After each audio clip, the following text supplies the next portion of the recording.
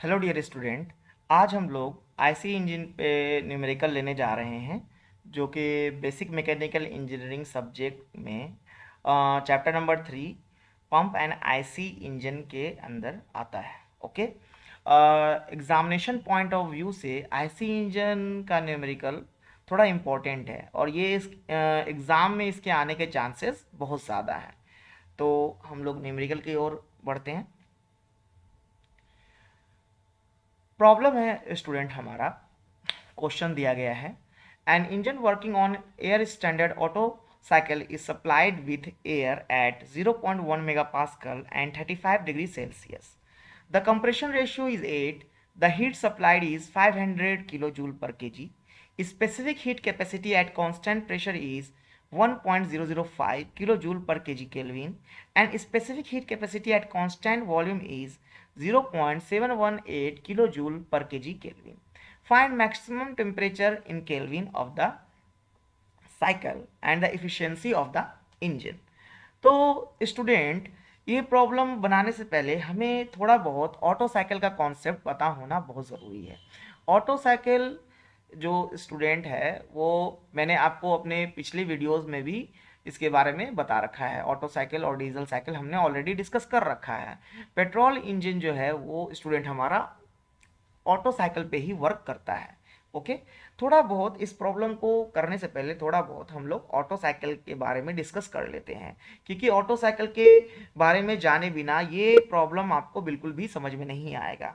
क्योंकि IC engine के जितने भी प्रॉब्लम्स हैं सब में बहुत ज़्यादा गिवन डाटा दिया गया होता है, और उन्हें पहचानने के लिए कि ये गिवन डाटा जो है ये कौन सा डाटा है और इसका यूज़ कहाँ पे होगा, इसके लिए हमें ऑटो साइकिल को जानना बहुत ज़रूरी है, तभी ये प्रॉब्लम से बनेगा, वरना नहीं बनेगा। तो स्टूडेंट, पहले हम लोग थोड़ा ऑटो साइकिल को देख लेते हैं।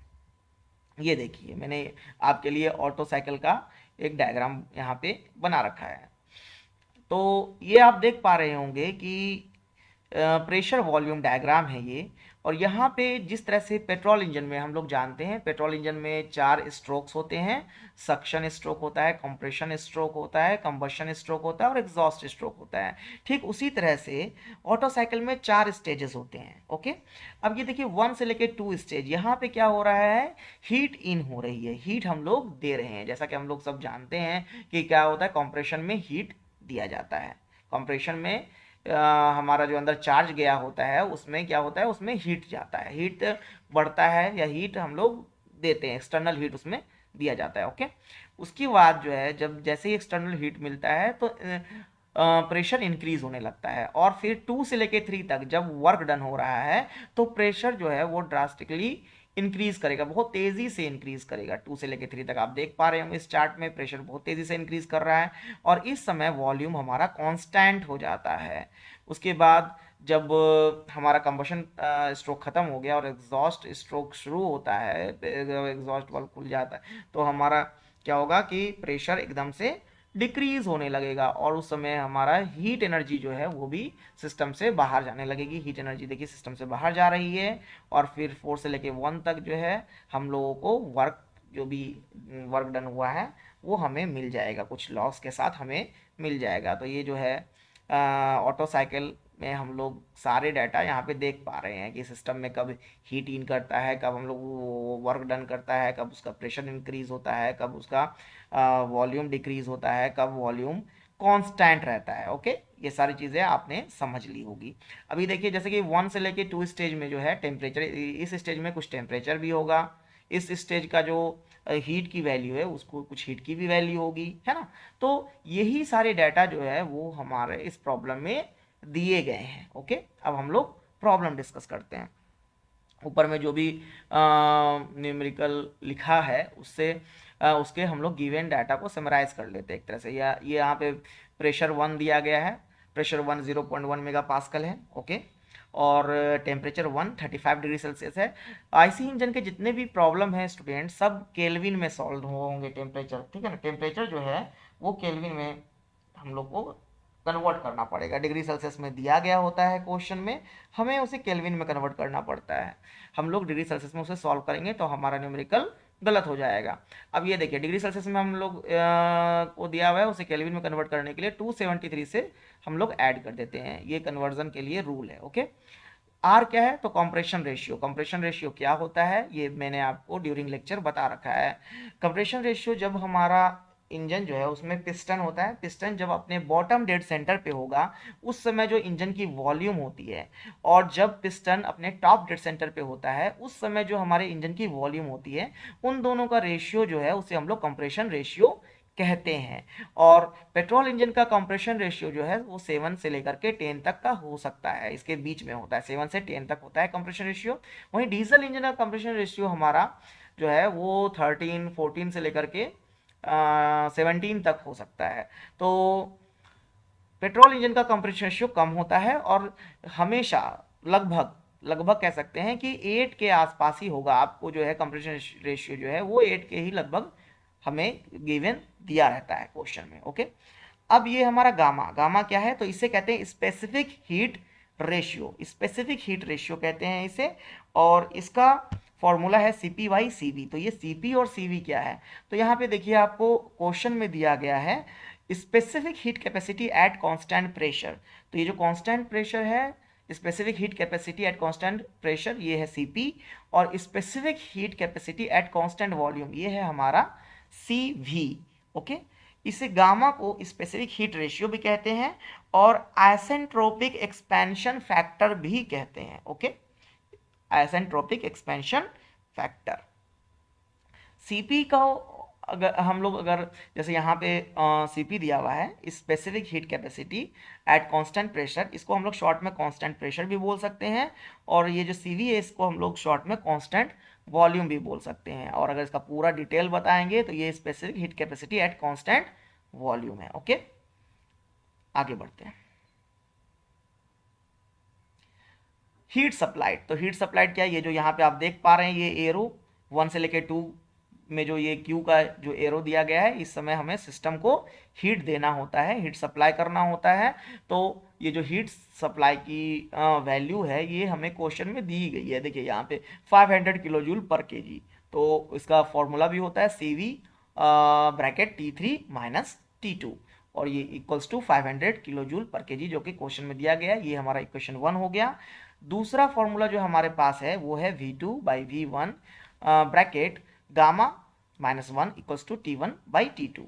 और गामा जैसा कि हम लोगों ने अभी डिस्कस किया, ऊपर देखा कि गामा CP बाई CV होता है। तो CP और CV की वैल्यू क्वेश्चन में जो दी गई है वो हम लोग लिख डालेंगे 1.005 और 0.718। ओके, यहाँ से हमें गामा निकल जाएगा। Gamma means specific heat ratio. Okay, specific heat ratio हमें निकल गया। ओके, आगे बढ़ते हैं। Put the value of gamma in equation 2। यहाँ पे जो हम लोगों को इक्वेशन 2 था उसमें हम लोग ने गामा पुट कर दिया और V2/V1 की भी वैल्यू पुट कर देंगे, मीन्स R की वैल्यू पुट कर देंगे। देखिए यहाँ पे R क्या है, R है V1/V2, और यहाँ पे V2/V1 हमारा फॉर्मूला में, इसलिए 1/R मीन्स 1/8 यहाँ पे पुट करेंगे। गामा के बदले 1.399 पुट करेंगे -1, और T1 भी हमारा दिया हुआ है ये 308, जिससे कि हम लोग T2 फाइंड आउट कर लेंगे। ओके, ये देखिए यहाँ पे हम लोग ने R की वैल्यू 1/R पुट की है तो 1/8 ये हो गया, और यहाँ पे गामा की वैल्यू पुट कर दी -1, ये 308/T2, तो यहाँ से हमारा T2 निकल गया। T2 आ गया हमारा 706.42 केल्विन। ओके, यहाँ तक आपको समझ में आ गया होगा। Next, again put the value of T2 in the equation 1। यहाँ पे देखिए इक्वेशन 1 हम लोगों को था यहाँ पे। Okay, V1 T3 minus T2। Okay, तो यहाँ पे हम लोग इसे पुट करेंगे। यहाँ पे CV भी हमें पता है, CV पता है हमारा, T3 हमें सिर्फ नहीं पता है, और T2 भी हमने फाइंड आउट किया अभी। और Q की जो वैल्यू थी यहाँ से, QH की वैल्यू ये 500 किलो जूल पर के जी। तो ये सब हम लोग जब इसमें पुट कर देंगे इक्वेशन 1 में तो हमें T3 मिल जाएगा। T3 हमारा क्या हो गया, 1402.80 केल्विन। ओके, नेक्स्ट, अब इफिशियंसी ऑफ ऑटो साइकिल है ना, जो हमारा इंजन है जो भी दिया गया है यहाँ पे उसकी इफिशियंसी। तो सबसे पहले ये तो जो क्वेश्चन में पूछ रहा था हमारा, देखिए क्वेश्चन में क्या पूछा था, find the maximum temperature in kelvin. Find the maximum temperature in kelvin, तो मैक्सिमम टेम्परेचर हमारा हमें यहाँ पे मिल गया। देखिए ये आप देख पा रहे होंगे यहाँ पे T3 जो है ये सबसे हाइट पे ये T3 है, तो दैट्स मीन्स T3 ही हमारा सबसे मैक्सिमम टेम्परेचर हो सकता है, या 3 है ना सबसे हाइट पे। तो ये देखिए सबसे जब प्रेशर सबसे ज़्यादा होगी उसी समय टेम्परेचर भी सबसे ज़्यादा होगा। तो ये जो है हमारा T3 ये हमारा मैक्सिमम टेम्परेचर है। तो मैक्सिमम टेम्परेचर हमें हमें मिल गया है इस इंजन का। अब हम लोग इफिशियंसी देखेंगे। दूसरा क्वेश्चन में क्या पूछा जा रहा था, देखिए find the maximum temperature in Kelvin of the cycle and the efficiency of the engine. तो इफिशियंसी का फॉर्मूला ये है ऑटो साइकिल का 1 minus bracket 1 by R to the power gamma minus 1।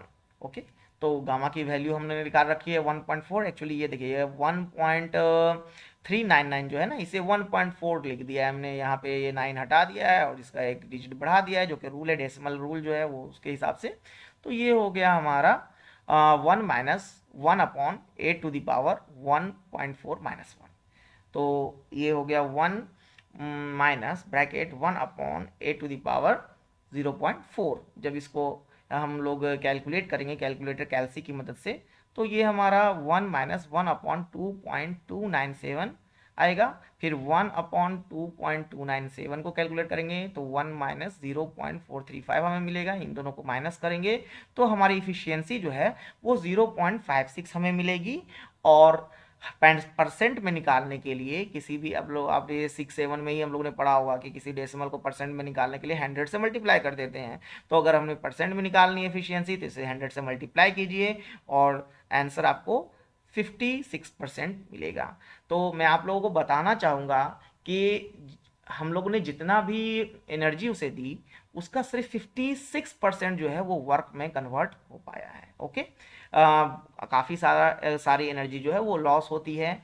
मैंने आपको पहले ही बताया था, जो हमारा सेकंड लॉ ऑफ थर्मोडायनेमिक होता है उसमें बताया गया है, केल्विन ने बताया है कि किसी भी इंजन की एफिशिएंसी 100% नहीं होती है। और आपको मैं बता दूं कि आईसी इंजन की एफिशिएंसी तो काफ़ी कम होती है, क्योंकि आईसी इंजन जो वर्क कर रहा है वो हीट एनर्जी पे वर्क कर रहा है, और हीट एनर्जी जो है हमारी वो एक लो ग्रेड एनर्जी है। लो ग्रेड एनर्जी हम लोग वैसी एनर्जी को कहते हैं जो कि कन्वर्जन जब करने पे जो है हमारी पूरी की पूरी एनर्जी कन्वर्ट नहीं हो पाती, बहुत सारा लॉस होता है। जैसे कि इलेक्ट्रिसिटी, इलेक्ट्रिसिटी एक हाई ग्रेड एनर्जी है, इलेक्ट्रिकल एनर्जी जो है वो एक हाई ग्रेड एनर्जी है, उसमें हमें इफिशियंसी ज़्यादा देखने को मिलती है। हम लोग कन्वर्जन जब करते हैं इलेक्ट्रिसिटी का किसी दूसरे एनर्जी में तो हमें कन्वर्जन रेट ज़्यादा देखने को मिलता है, वहीं हीट एनर्जी का कन्वर्जन रेट वर्क में हमें कम देखने को मिलता है। इसीलिए हीट एनर्जी को लो ग्रेड एनर्जी करते हैं और इलेक्ट्रिकल एनर्जी को हाई ग्रेड एनर्जी कहते हैं।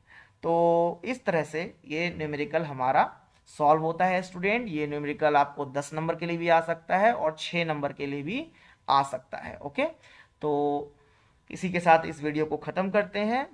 अगर आपको प्रॉब्लम हो वीडियो को समझने में, अगर मैं थोड़ा स्पीड गया हूँ तो आप वीडियो को पॉज कर करके सारे जो पेजेस हैं स्लाइड्स हैं उनको नोट डाउन भी कर लें और एक बार इस न्यूमेरिकल को खुद से सॉल्व भी करें। ओके, तो इसी के साथ वे ये वीडियो मैं ख़त्म करना चाहूँगा। Thank you students.